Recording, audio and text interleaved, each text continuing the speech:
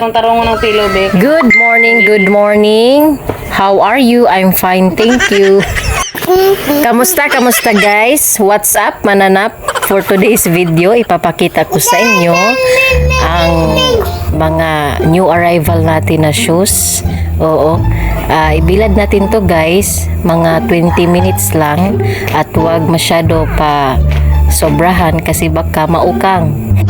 Pero syempre, habang nagbibilad tayo ng sapatos, naka-shade si lola nyo at saka naka-halo o naka-sombrero para iwas heat stroke. Grabe, init kanina guys. Halos mauga na yung yung laway ko sa sobrang init. Kaya nagpatulong na rin ako kay kuya. Buti na lang talaga to the rescue si kuya. Dahil kung wala, baka malarlar si lola. Ayan.